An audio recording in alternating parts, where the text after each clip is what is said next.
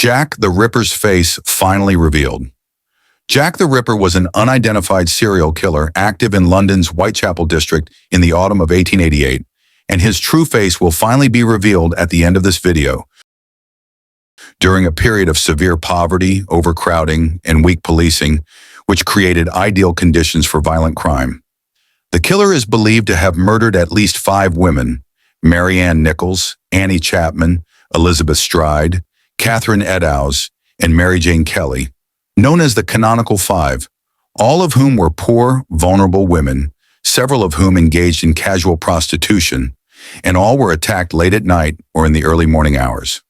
The murders followed a disturbing pattern in which the victims' throats were cut deeply, often from behind, likely rendering them unconscious quickly, after which the killer carried out extensive post-mortem mutilations, focused on the abdomen, including slashing, evisceration, and the removal of specific organs such as the uterus and kidney, suggesting either anatomical knowledge or repeated practice.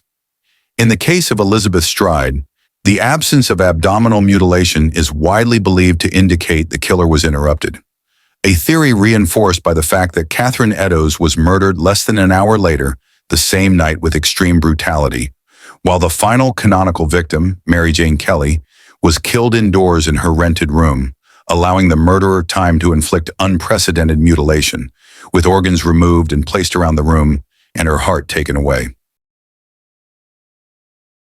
Vanished into thin air, the understatement of the century.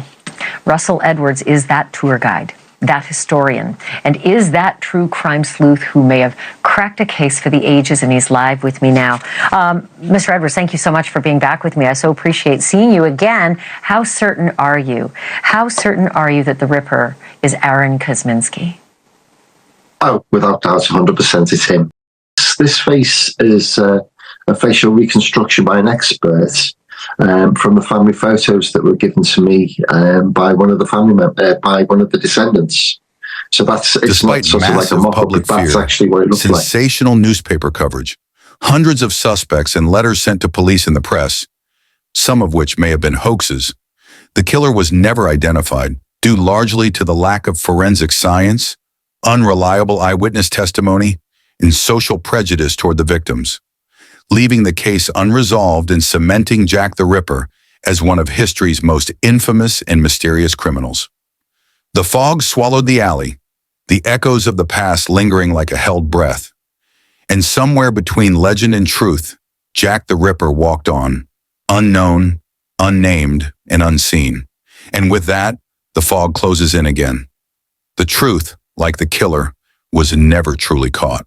So the murders ended, but the silence did not.